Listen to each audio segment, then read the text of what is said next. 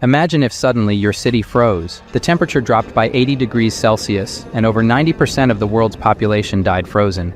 After weeks of freezing, those who survived in their homes have water and electricity cut off. With nothing to eat and no way to stay warm, everyone starves. Our protagonist is the only one who prepared for the end of the world and has a comfortable life. And for those who can afford his price, he can provide a little food. His price is steep.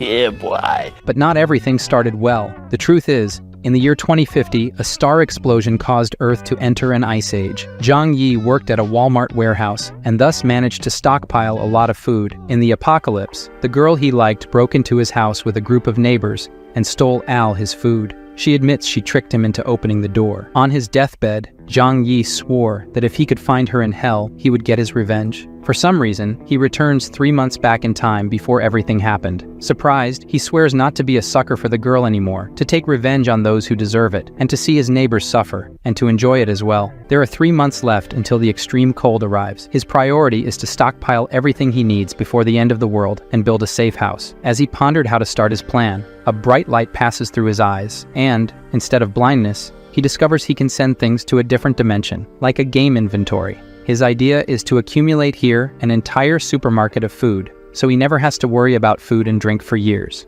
Thinking about all the good food he won't be able to eat in 3 months, Zhang Yi goes to a luxury restaurant to stuff himself, spends 50,000 Korean wons, and puts it all on his credit card because in 3 months all his problems will be over. The girl Fang Yuqing, whom he had been in love with for years and never got anywhere with, and who betrayed him in his past life, along with her friend, sees that he went to a luxury restaurant. Her friend says she's lucky because this loser does everything for her, and he must be rich now. Fang Yuqing, in my last life, pretended to be innocent and virginal, and in the end, stole everything I had, even your arms. Right now, I want to kill that bitch right here. But that would land me in jail. I have to wait until the end of the world to do something. Zhang Yi flashes his bank card and asks, "Do you want to go shopping at the supermarket?" He uses them both to carry everything and show that he now has money, and they accept happily in hopes of making some profit. They ask, "Why so much food?" And the protagonist says, "You never know when an apocalypse might happen, and it's good to be prepared." The two opportunists complain that he's not carrying anything and that they're doing him a big favor. Now Zhang Yi owes them a luxurious dinner like the one he had before. Laughing coldly inside, Zhang Yi looks forward to the time when it's his turn to treat them very well. I'm looking forward to that too. At the market exit, his Aunt Lin with her grandson says, "You can't eat all of that alone. Give some to your aunt." After saying this, the 5-year-old grandson steals his shopping cart.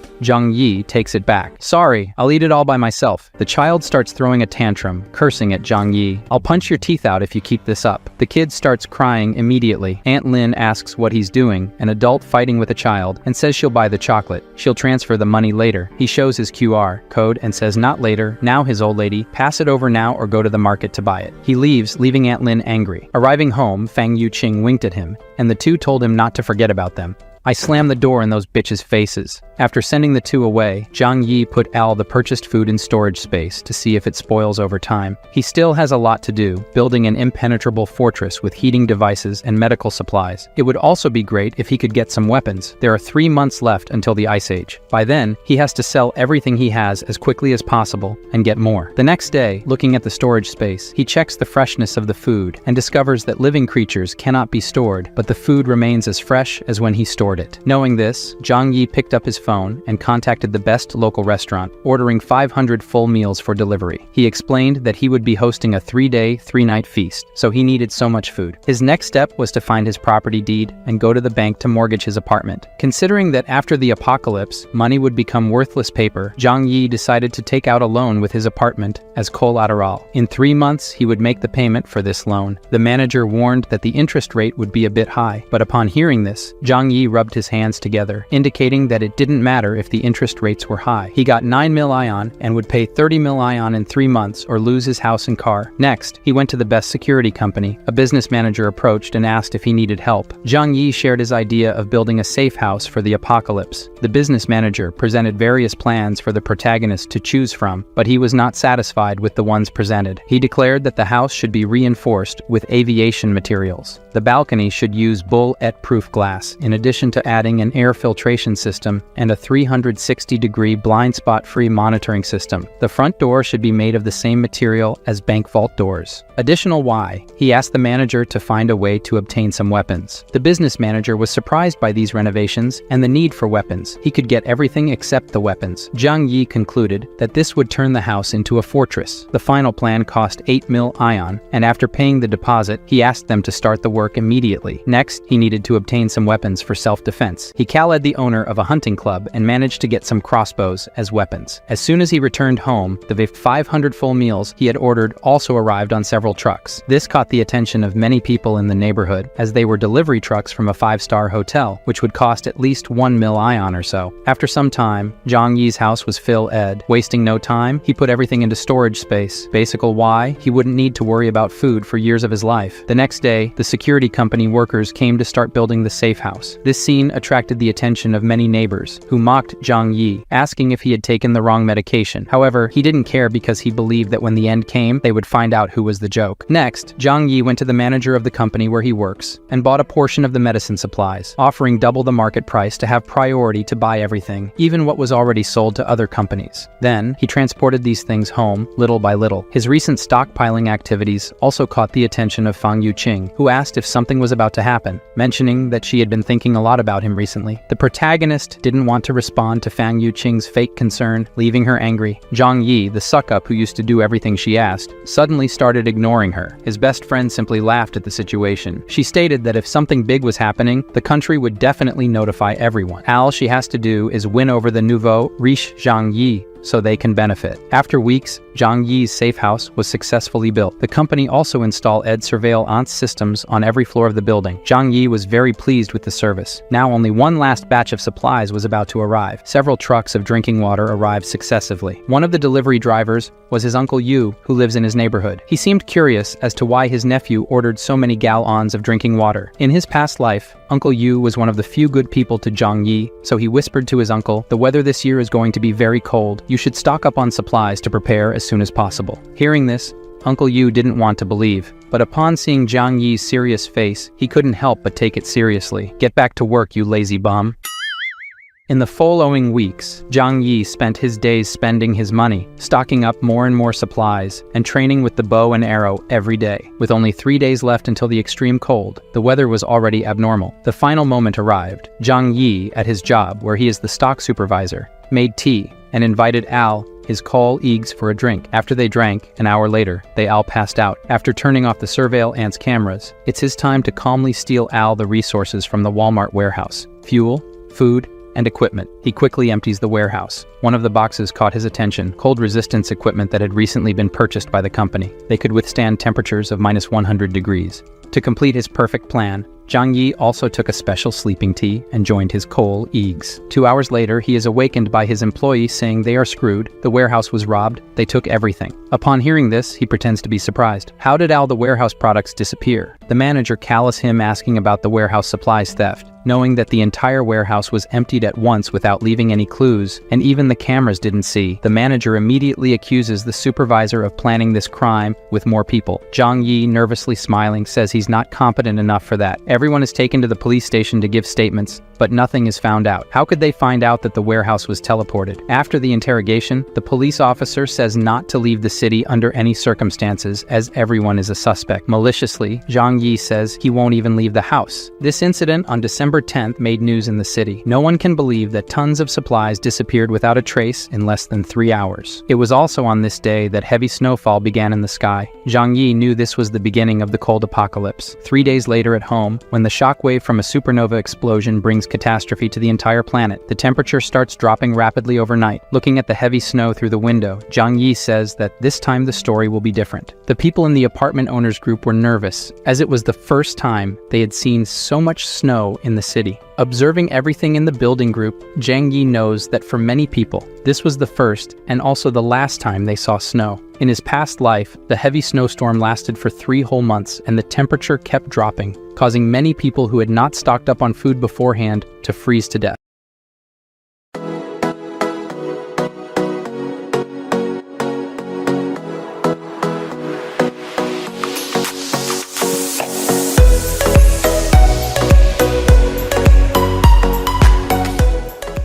On the second day of freezing weather, the heavy snow at the residential area entrance had already accumulated to a height of 1 meter. Even if people turned the heater to the maximum, they still trembled from the cold inside the house. However, Zhang Yi, who had prepared several pieces of heating equipment beforehand, was comfortably warm and comfortable. After a good sleep, Zhang Yi was awakened by the noise of the phone. It was a call from the naughty Yu Qing asking if Zhang Yi knew about the temperature drop when he stocked up supplies every day in the last few months, and why he didn't even inform her, who likes him so much. Now she's freezing cold and eating instant noodles. Hearing this, Zhang Yi laughed and hung up the phone on her face. The damn girl got angry on the other side. She then shamelessly sent a text asking for food, and it wasn't even that way. Reading the message, Zhang Yi decided to troll a bit. He sent her a photo of a steak with wine, which she immediately recognized as top-quality Wagyu and a very expensive French wine. At that moment, the urge to have some became strong, and he asked her to eat it with him and drink wine too. Zhang Yi's response was, if she wanted, she could go to the market and buy it herself. Despite her anger, she calmed down, because she needed to please Zhang Yi to be able to go to his place too. After that, he just ignored her and went back to enjoying his meal. It was then that on the building's surveillance cameras on the iPad screen, he saw the show, Aunt Lin, who is the building manager, saying not to panic and not to fight over food. The extreme weather would last at most 2 or 3 days, and the neighborhood committee would help everyone through this. Aunt Lin warned that excessive hoarding of supplies is prohibited and would be reported to the authorities if discovered. However, one person spoke out against it, questioning how she could be sure that the heavy snowfall wouldn't last long. The surrounding residents also wanted to know, stating that if they didn't stock up on supplies now, Aunt Lin would be responsible if they ran out of food. Aunt Lin then stated that the neighborhood committee would take responsibility for this issue, then pointed to Zhang Yi to divert attention just to tell him not to cause trouble. He didn't care about the threats and went back to his super safe house. A week passed and the snow outside kept falling. Aunt Lin asked the building group for Zhang Yi, who is young, to clear the snow from the building's door. He says it's useless to clear because it would be like trying to dry a river with a bucket. By refusing Aunt Lin's request to clear the snow, Zhang Yi suggested she ask the rich people in the neighborhood for help. She was furious and clearly just trying to pick a fight. Angrily, she said that on behalf of the neighborhood committee, this is an order, and whoever opposes the orders will be blamed by the neighborhood committee for the problems. Questioning why Aunt Lin didn't call the rich people in the neighborhood to do the heavy lifting, he proposed that Aunt Lin ask Chen Zheng how to clear the snow. Chen Zheng is a construction boss. He has employees for that, and Xing Song is a rich guy and can afford to pay if he doesn't want to help like everyone else. The authority of Tia Lin in the group was shattered, and upon reading the messages, Lin, cursing, decided to call both members of the group to clean the snow together, tagging them in the chat. Upon seeing the message, Chen Zheng immediately got angry with Tia Lin and with Zhang Yi for acting as if he owned the place. Xing Song sent an audio message in the group saying he was busy working hard and sent a photo to show how busy he was. Tia Lin was furious with the rich guy's response but didn't question anything. She just accused Zhang Yi of causing this confusion. Zhang Yi didn't bother and ignored the rest. Tia Lin was so furious that she called Zhang Yi personally to complain. He threatened her that if she kept talking nonsense and bothering him, he would kill her. Trembling with fear, she hung up and didn't say anything else in the group. While he was eating, a loud noise came from the front door, and Chen Zheng outside shouted, "You were acting all high and mighty in the chat, putting others against me in the group. I'm going to kill you now, punk." Zhang Yi grabbed his bow and went to the door, while Chen Zheng was kicking. Magically aiming through the door opening, he asked about who would kill whom first. Zhang Yi hit Chen Zheng's shin with an arrow. Through the peephole, he saw the arrogant guy on the floor, groaning in pain non-stop. No one would imagine that a silly and naive boy, an honest person, would have the courage to react like this. Chen Zheng didn't know that this was just the beginning of Zhang Yi's revenge. With the cold temperature, Chen Zheng could die if not treated in time. He would slowly die from infection, and weak would die from the cold. Struggling to reach the elevator, he didn't imagine that this kid he had seen 3 times in his life would do this to him. The truth is that Zhang Yi wanted to kill him at once. Realizing this, he got scared, grabbed the phone, and called an emergency. But because of the snow, any assistance was impossible, so he treated himself, taking advantage of the cold and numb leg. He removed the arrow himself, then picked up the phone again to threaten in the owner's group, telling Zhang Yi to watch his words. Chen Jing will kill you. Fearlessly, Zhang Yi responded confidently, come here again, and I'll kill you. This conversation left the curious ones in the chat group horrified. After all, no one in the region would have the courage to go against Chen Zheng. This was the first time someone directly confronted the guy. Furious, he grabbed the phone and called all his employees. In no time, a herd of people, each holding their own weapon, arrived at his house. Baldy led them all to Zhang Yi's door. Zhang Yi, you offended our big bro. Today is the day of your death. Attacking the door that was supposed to be made of wood, his sword broke, and he flew, spinning away. Scared, Baldy said that this door is made of pure metal. How many enemies does this kid have? His house is more protected than a bank. Watching the security cameras, Zhang Yi said they seemed weak and must be hungry. The group of people, angrier and angrier.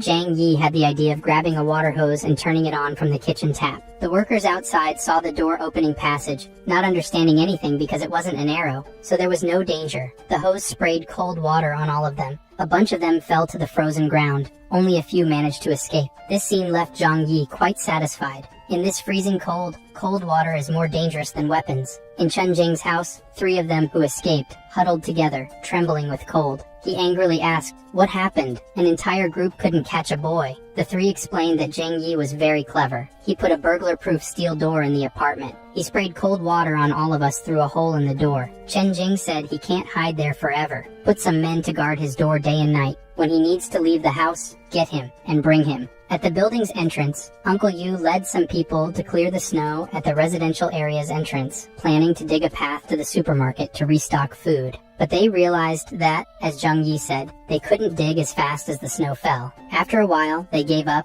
and prepared to return. Watching this, Zhang Yi said that human power can't beat one of this size. Even though the television is reassuring all citizens that the country is winning the snow disaster, Zhang Yi is the only one who knows that 95% of the global population froze to death in this snow disaster. His lifelong passion sends a message asking if he's okay. If she didn't know the truth, she could be here with him in luxury. Zhang Yi says he's fine. She says she's out of food, and reminds him that he bought a lot of stuff. Give me some, and later I'll invite you to dinner here. Slyly, Zhang Yi sends a photo of a lobster, and says it's already being served for dinner. Seeing this, she gets annoyed, thinking that's why he's single. His chances with her are over now. Her best friend takes the opportunity to send a message too, saying, you made Fang Yuqin sad now. Seeing this message, Zhang Yi says that this little drama is weak. The best friend gives up, saying that the snow won't last long. Why can't he help his lovely neighbors? He might even win Fang Yuqin over. That would be great for him. Zhang Yi ignores and responds with just an oh.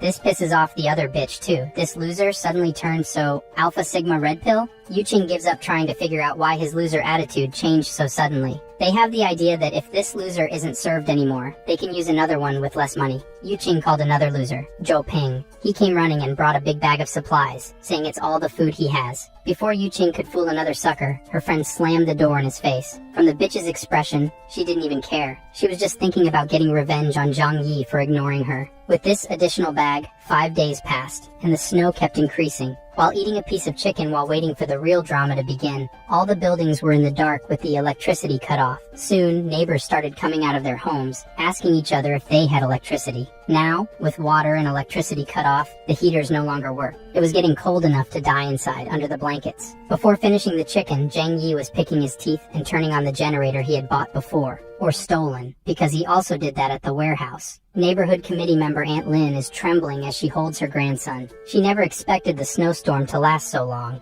A message arrives in the group that only she has. Someone saying that this is a global snowstorm that occurs once every 100,000 years. We could be on the brink of a mass extinction event. Several important cities in the country have already been affected. Everyone must stock up on more supplies. Reading this, Aunt Lynn was shocked. She never imagined the snow disaster would be so severe. Then she thought of a plan. She needs to make all residents give up their food before they receive this news. Aunt Lynn posts a message in the owners group saying not to worry. This disaster is temporary. Workers are currently repairing the water and power interruptions. The authorities have issued an order. Because of these extraordinary circumstances, the neighborhood committee will manage all property owners. Those who do not cooperate will be arrested and interrogated by the police. Seeing this message, everyone becomes dissatisfied, especially Chen Zhang. But even if he is influential, if it's a police order, he has to obey.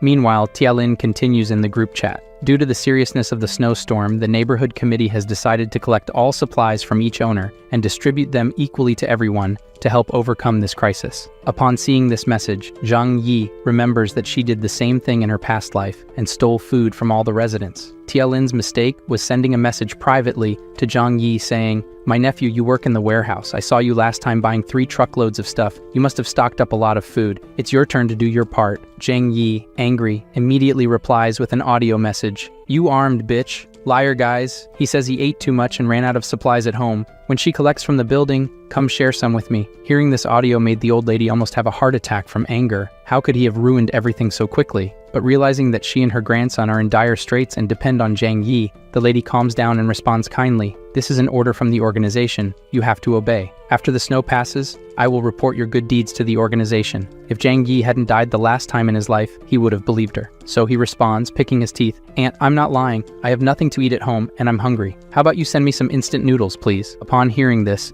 Tialin couldn't hold back and replied to Zhang Yi, "Refusing to surrender your supplies is the same as going against the organization. I will definitely report you all." Zhang Yi dismissed her and said she was nothing. This made Tialin so nervous that she slammed her phone against the wall, furious with Zhang Yi just like her. After not getting any advantage, Tialin focused on the other owners. If she could deceive some of them, it would be enough. 2 days later, with Tialin lying, several owners sent their supplies to the old lady's house. Seeing this situation, Zhang Yi thought that everyone was stupid, believing in someone in this post-apocalyptic world. After so long, the whole world must be in chaos. Not enough food. People could only wait to starve to death or hunt for food. Many owners began tagging Tialin in the chat, asking about the supplies that were supposed to be distributed equally. "Many of us have no food at home. I want food, or I'll eat you, Tialin." The crooked trustee responded to the demands, mocking, "You idiots. These supplies were obtained through my hard work. Why should I give them away?" At that moment, her phone rang and, seeing that it was Chen Zheng, she began to sweat cold. "What do you want with an old lady?" Chen Zheng said coldly. "Tialin, you really tricked and took everyone's supplies to your house." She pretended to be innocent, saying it was the arrangement of the community committee and that she was just doing her duty. Chen Zheng then said that this is perfect. 10 of them are waiting for her to distribute the supplies. Hearing this, Tialin tried to argue, saying, "These supplies have not been sorted yet. Some owners have not yet handed in their supplies, so we cannot start distributing them yet. So, alright," Chen Zheng, along with his starving companions, stormed her house. There is no more law in this chaos, and he smacks the old lady in the face. Today, he will be the justice. Meanwhile, Zhang Yi watched everything on the surveillance cameras, calmly eating a sausage. He also had the idea to record the action at Tialin's house and share it in the building group chat. Seeing that they were going to take all the food and leave nothing behind, she tried to stop Chen Zheng. "Some of the supplies here are the ones I personally stocked. Without these supplies, how will she and her grandson survive?" Chen Zheng said, "Fuck it," and kicked the old lady. The grandson, in shock, grabbed a bread knife to defend his grandmother, and he stabbed a guy's dick. After feeling the pain, the worker kicked the boy in the chest, while others laughed at him. Chen Zheng didn't show concern for this, and even said that this is what she deserves for deceiving us. "We are just delivering justice." Through the residents group, watching everything, they also applauded and enjoyed it. "You old liar, that's how you deal with scammers." They thanked Chen Zheng. Seeing these messages, Zhang Yi said that these idiots don't understand the real problem. Today, Chen Zheng invaded old lady Lin's house. Tomorrow, he may invade yours. But since all of this doesn't represent a risk for Zhang Yi, he says he doesn't care. His steel door will never fall to these guys. After a while, Tialin was asking for help in the residents group. "Does anyone have hemostatic drugs, wound medicine, and antibiotics? My grandson was shot by Chen Zheng. Dr. Xiaohu urgently needs these medicines for the grandson's surgery." Upon hearing this, Zhang Yi's eyes widened. Dr. Xiaohu was a kind doctor in his past life. Here we see why his eyes are turned in different directions. Tialin made an appeal for medicine, promising gratitude to anyone willing to provide it, but all she received was a lull from the residents. No one wanted to believe or help. Zhang Yi, seeing this, just thought it must be karma. Outside, the snowstorm lasted for over a week, paralyzing practically everything with snow, covering the entire ground floor. Even if the boy was saved by the doctor, would he live without food? Many people have heard from the news that this was a global snowstorm that occurs once every 100,000 years. The whole world was almost buried in the snowstorm. In some northern cities, the temperature dropped to less than 100 degrees C. Many residents who tried to evacuate to the south ended up freezing to death on the way. In the residents group, Tia Lin started asking for help again. "My dear grandson has been hungry for 2 days. He's just a child. Are you going to sit there and watch him die?" She was willing to pay for the supplies. Seeing this, the residents started selling packs of instant noodles for $2,000, and then they helped her grandson. Zhang Yi, as always, watching everything, found it amusing. People don't understand the apocalypse in front of them. Soon, they will have to eat money. As a rich person and knowledgeable about things, Xingzong started buying food from everyone who sold it for a lot of money. He knew very well that you can't eat money in this apocalyptic world. A single mother made an appeal for help in the group as well. Her daughter was about to starve to death, and she hoped everyone could help her. Zhang Yi says that this woman in his past life, with her daughter, survived for a long time, so it's all good. It had been 10 days since the freezing. Zhang Yi, as always, was at home, enjoying the comfort. At this moment, the phone rang. Seeing who it was, he chuckled. He opened the video call and said they seemed thinner. So are they eating well? The sight of the chicken made both of them drool instantly, and they asked why he still has so much food at home. And with this cold, why is he sweating? Mockingly, he says he has a fireplace at home. It's very warm, and he jokes that he's even thinking of going for a run outside to get some fresh air. Yu Qing, drooling over Zhang Yi, saying he's amazing, asked to take a bath inside with him. Without thinking twice, he rejected the invitation and even made a joke. The girl instantly became angry at Zhang Yi's words. It's okay if you don't want to help, but mocking them is not cool. So, is that how it is? You still think I'm a loser? Zhang Yi asked. If you want food, go find your rich boy. And he hung up the call. On the other end, Yu Qing got so pissed off that she threw her phone on the ground. Her loser wasn't a loser anymore. Her best friend still praised Zhang Yi. This guy is awesome. It's her loss for not enjoying the stuff at his place right now. He's better than the rich boys they used to hang out with. The two ended up in a fistfight because the girl wouldn't accept being called dumb. Meanwhile, the government stopped hiding the news of the snow disaster and issued a TV announcement. To meet everyone's electricity needs, power supply would only be available at night, and even then, the voltage would be sufficient only for low-power devices. Currently, all major power plants are shut down, and electricity is scarce. Everyone should use only their cell phones and a lamp or two. No electric showers. Everyone now knows that the ice disaster has no end date. After fighting for 10 minutes without losing their friendship, Yu Qing and her friend decided to be more direct. Yu Qing picked up the phone and called the loser, Zhou Peng, telling a story about how Zhang Yi wanted to tarnish his purity just because he had food. Zhou Peng, pissed off upon hearing this, said Zhang Yi was a scumbag and needed to be taken down. Seeing that Zhou Peng was furious, Yu Qing went further and misled the loser into going to rob Zhang Yi's house now. In no time, the three of them were at his door, each with a kitchen knife hidden, knocking. Watching everything through the cameras, Zhang Yi saw the ultimate loser and knew none of them had any idea about the cameras. They knocked and asked to exchange the medicine they had for food. Angry at their attempt to trick him, Zhang Yi decided to be aggressive. Grabbing the hose to spray water on them and end the problems, he changed his mind when he saw the accumulated trash can. His idea was obvious, but magically, I don't know how, he with the hose sprayed sewage on the three, leaving everything full of garbage and saying that's the food they deserve, they can eat. Zhou Peng, furious, struck the door but didn't scratch it. His hand was hurt. Laughing it off, Zhang Yi said through the speaker that the door is made of steel and they can't open it. After a while, Zhang Yi gave up on them and went to sleep. However, he suddenly woke up to the sound of a gunshot. Even though he knew that sooner or later the law of the jungle would be put into practice, the sudden shot still startled him. Checking the surveillance camera images on the tablet, he realized that Chen Zheng and his employees were going from house to house, stealing supplies. Many met the same fate he had in his past life during the apocalypse. He even sent photos of what he could do to the building groups and claimed that he now controlled all the buildings. Watching the situation through the surveillance cameras, a new group was formed, where several residents denounced Chen Zheng's actions in the chat, stating the need to go against him soon. Zhang Yi was also added to the group and read the messages, having fun with it all. A retired veteran proposed leading an attack against Chen Zheng, receiving support. The veteran uncle suggested that they needed young volunteers to ensure security and weapons. A woman in the chat immediately sent an audio asking, Aunt Lin stole from them the other day. Can we trust uncle and give him weapons? This divided the residents into two groups, with half wanting to go after Chen Zheng and the others just not trusting uncle.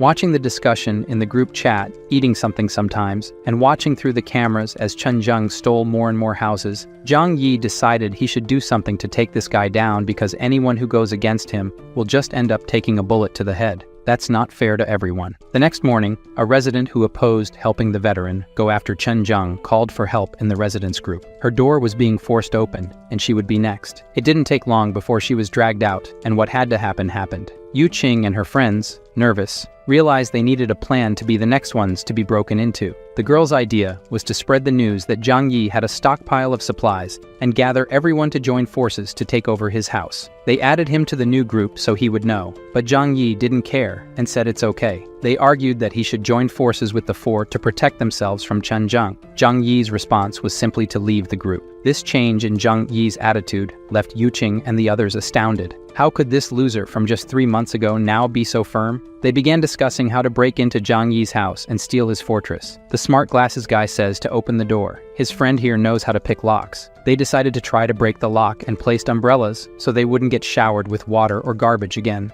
Zhang Yi, watching through the surveillance cameras, activated the high-voltage defense feature. The clever lockpicker had just admitted that this lock couldn't be opened. The kid practically exploded in shock and died. Seeing this, Zhang Yi felt no remorse for killing these guys. The smart guy with glasses pointed to the door, cursed Zhang Yi as a damn monster, and told him to get out now. Hearing this, he just laughed, grabbed his crossbow, and aiming through the door, hit the left arm of the smart guy's man squarely. The other two went to help the injured and were also hit, the loser and another crazy guy. Yu Qing and the others fled and returned home from where they came. The three hit by arrows were lying on the ground, groaning in pain. One of the girls slapped the slut Yu Qing's face and said it was all her fault. She didn't mention that he had crossbows at home, his crossbow. She argues that she didn't know. Last time, he just sprayed water and garbage. Zhou Peng, the loser as always, defends the slut. Besides, the smart guy remembers that the most important thing is to take care of the wounds. They called, and Dr. Zhou Kier came to check the wounds of the injured people. Surprised, she explained that with the wounds so deep and without professional equipment,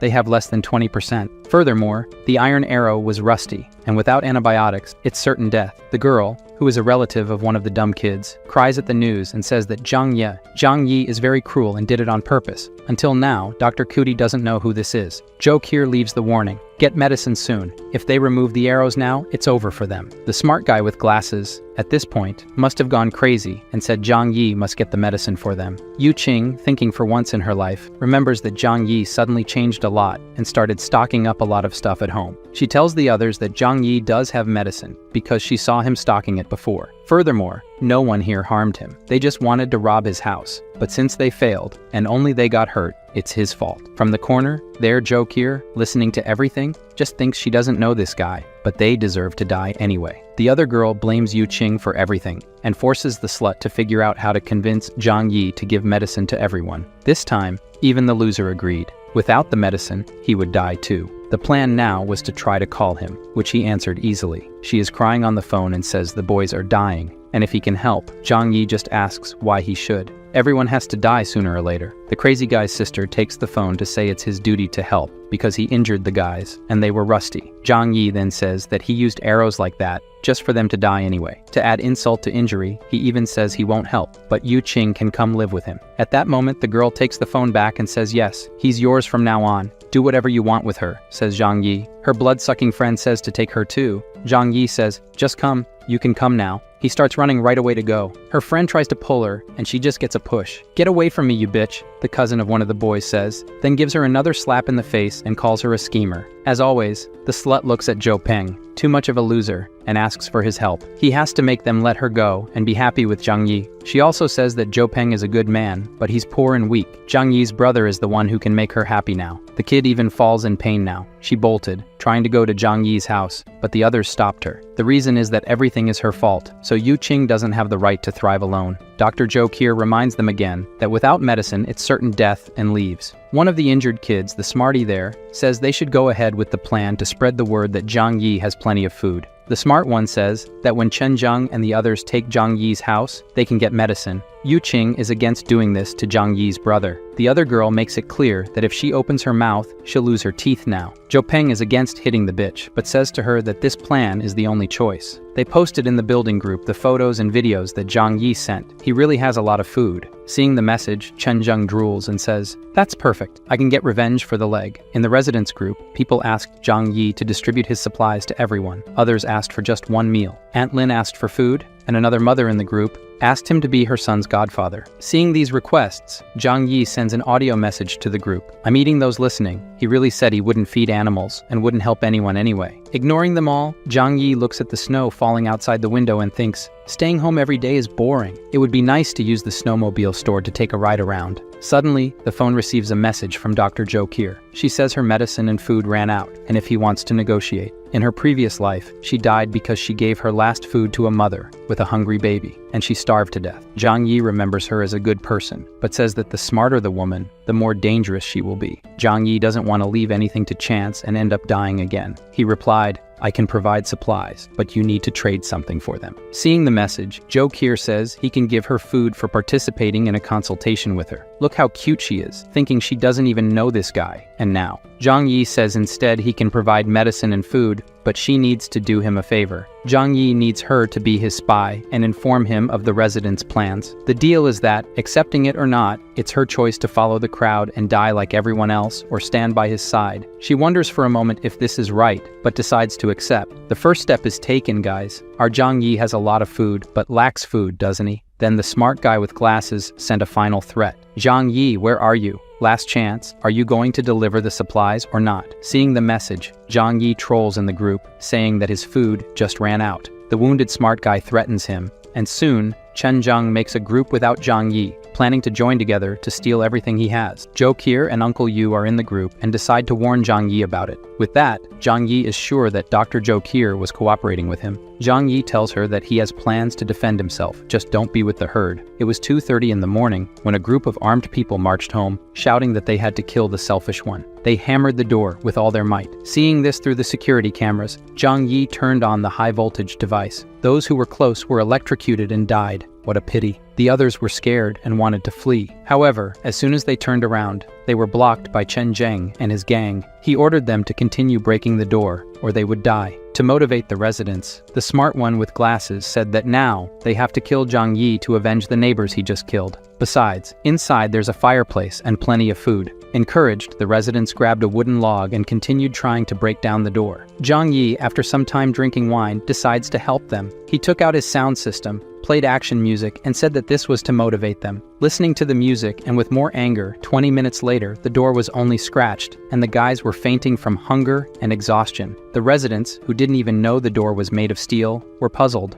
One of them goes there to inspect with a magnifying glass and says it's the same material as bank vaults. A door like this, not even a tank could knock down. Zhang Yi, on the other side of the door with his crossbow ready, only aimed well at the throat. The guy was agonizing there, and the other neighbors ran, shouting that he had weapons. Somehow, Zhang Yi hit the people who weren't even facing his door. The technology mysteries that, behind the door, Zhang Yi felt no guilt for it, just self-defense. The smarty with glasses who survived after calming down says he has a plan. The door is steel and thick, but the wall is still made of cement bricks. The neighbors seemed to understand and started hammering the wall next to the door. Cracks began to appear in the wall, and then a metallic sound with an impact occurred. The guy with glasses lost fear of the arrows on the side of the door and went to check. The walls are also lined with steel. Everyone was shocked. Why on earth would someone put steel in the walls? Someone who knew this situation was going to happen. They tried to break several other places in the walls, and every corner had metal. They went to the apartment above and below his, and as expected, there was metal everywhere. This miserable man has an impenetrable fortress. Without tools, it was impossible to drill through the walls. The neighbors realized that Zhang Yi must have known about the apocalypse to have built such a complex fortress. Everyone was in despair, saying that Zhang Yi was selfish and only thought of himself. Two residents looked at each other hungrily, and for a second, thought about eating each other. But it passed. One of the neighbors says he remembers that his apartment's balcony is made of glass. This idea made everyone excited again.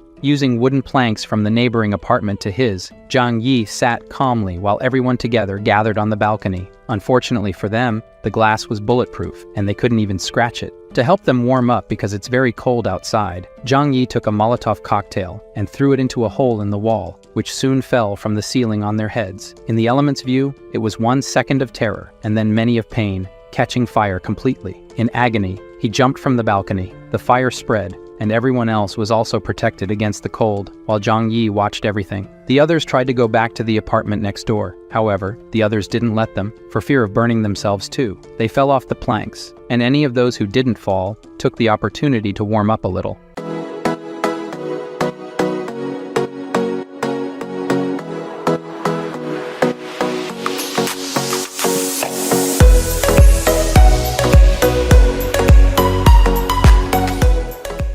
The repentant residents returned to his balcony in front of the glass, begging for food. As in his past life, they ate. He doesn't even feel sorry for them. Hess shows them warm pasta to see them drooling. He even puts it on a table right in front of them. Zhang Yi then told them that for whoever brings Chen Zheng's head will receive food for a week. Hearing this, everyone looked eagerly at Chen Zheng in the neighboring apartment. Even those who were behind him heard Zhang Yi's words. Killing Chen Zheng means food and drink for a week. Chen Zheng even locked the door with everyone's gaze, but before he could get closer, his men and the gun in his hand stopped him. At this point, Zhang Yi put the reward notice in the owner's group. Anyone who could kill Chen Zheng would receive a week of food. The next morning, the skinny ones were waiting to ambush their food. Even if he had a pistol, they could surprise him. Chen Zheng and his loyal followers were attacked from behind, but the result was that both were lying on the ground. The boss ordered them to be stored as food, and one of his men saw that the boss was wounded in the back in this attack. Chen Zheng called Zhou Qi to come treat his wound. Soon she was doing the dressing and said it wasn't for free. Chen Zheng says she can eat with them. Seeing what the soup everyone was about to eat was made of, she says she prefers to starve to death. Chen Zheng at least says that she would be the last person to become food in this building.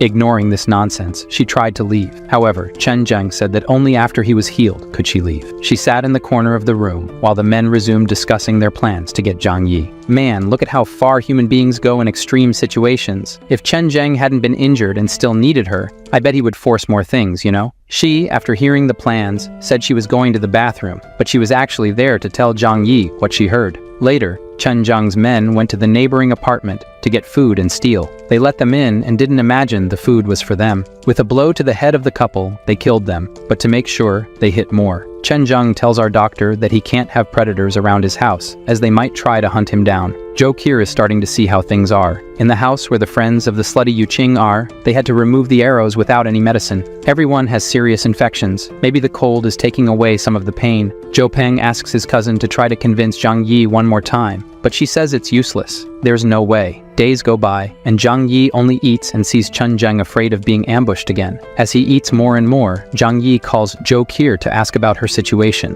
She says Chen Zheng went crazy. Everyone's food ran out. They're invading houses every day to kill everyone and search for food, besides keeping the dead for later. She hasn't eaten anything for days and asks if he can save her. He thinks for a moment that she's very useful for being a competent doctor. In the post-apocalyptic world, doctors are treasures. So, Zhang Yi says she can come to his house after doing one last thing. A while later, Zhou Peng goes to pound his door, desperate. He says his love, Yu Qing, is starving. He went to Zhang Yi's door, asking for food for the girl who used and rejected him. Zhang Yi also says that tetanus is already advanced in him. Medicines won't work anymore. As he walks back home, he remembers he never even held Slutty's hand. So instead of waiting for death, he ran to Yu Qing's room, kneeled down, and asked her to marry him. She, disgusted, threw him away. The loser grabbed her by the neck, saying they'd get married in hell then. She slapped him in the face, saying she belonged to Zhang Yi. Zhen Peng then says he'll have to go to hell to get her. Then we go back to Dr. Zhou Qi. She told the men she would make a decent meal for them today. They won't even notice it's not regular meat. Pleased, they thought she forgot about pride.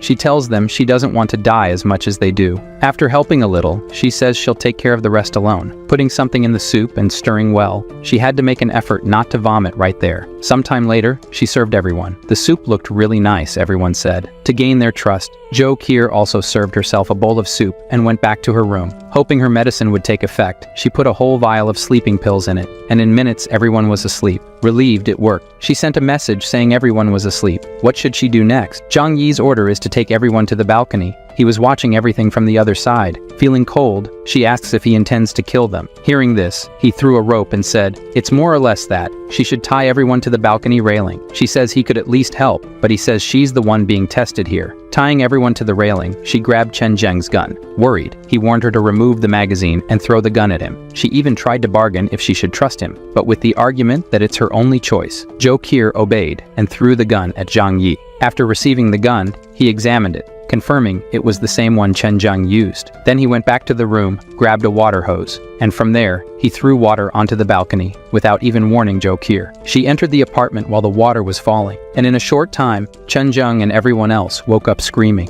Looking at their hands and feet tied together, he realized he had been drugged. All he could do was curse Zhang Yi a few times. After a few sprays of water, Chen Zheng turned into a popsicle. Dr. Zhou Qi, too weak even to stand up, calls and says it's all done. After a few minutes, our beautiful doctor was at Zhang Yi's door, observing through the cameras. Even though everything has gone well so far, he wanted to make sure there were no risks. She should open the heavy door and enter while he pointed the gun. She finally entered and fell to the floor. Just the warmth inside the apartment was good enough. Approaching from behind, Zhang Yi says it's not over yet. He has to make sure they're not hiding anything from each other. He has to be sure of that, and she knows how to do it. Blushing, she knows what she has to do. Zhou Qi takes off everything and remains only in her underwear. Now that he can see she's not hiding anything, Zhang Yi says it's perfect now, leading her to the room where she must take a shower and change her dirty clothes. When he heard the sound of the shower, he took all the items from the medical kit and confiscated them. It was always better to be cautious. A pleasant time later, Zhou Qi, dressed in pajamas, came out of the bathroom, a sight that moved Zhang Yi. He asked her to sit down and dry her hair. He says he let her go because she's valuable to him. If she doesn't obey the rules, he won't show any mercy. Her room will be that one. From now on, you'll live there. Without my permission, you're not allowed to wander. She was aware of the consequences. Zhang Yi says that in this chaotic world, the best thing she did was join him. To reinforce the trust between them, Zhang Yi decides to reveal his secret and ensure Zhou Qi's loyalty. In this house, she can see that there is no food. The reason he is so prepared for everything is that he has a power nobody knows about. He took bread from the dimensional storeroom in front of her. If she betrays or kills him, she will no longer have food and will starve to death. Seeing this, he understood how Zhang Yi was living so comfortably. She ate and even cried with emotion, almost choking with such haste. Now that she is clean, without hunger or thirst, Zhou Qi will be responsible for all household chores. Before she could accept, the scoundrel interrupted, asking what else she could offer. Being an intelligent person, she knew what he wanted. Zhang Yi's eyes even widened with the sight. Besides companionship and help with the tasks, now they would be a couple. Like any couple, they would have their moment of exercise together, and our beautiful doctor, Zhou Qi, would have plenty of food.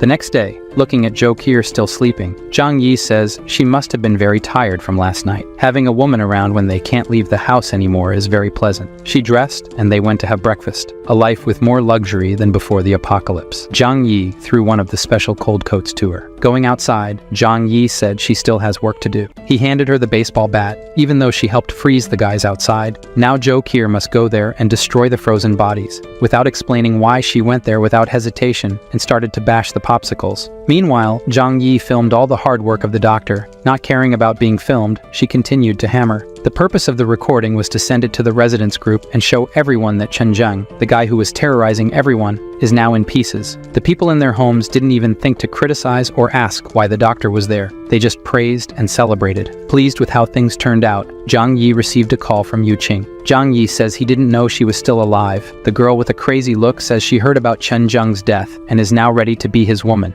and that he must be with Zhou Qi because he thought she was dead. Her friends behind her were ready to kill the girl, and they both heard the screams from the other side. Zhang Yi took advantage of this to mess with her mind even more, sending a picture of Zhou Qi saying that she was his fiancée. When she saw the new message, she broke free from the two girls and ran to the phone, just to see Zhang Yi and his girlfriend. The girl went insane, saying that she loves Zhang Yi more than anyone.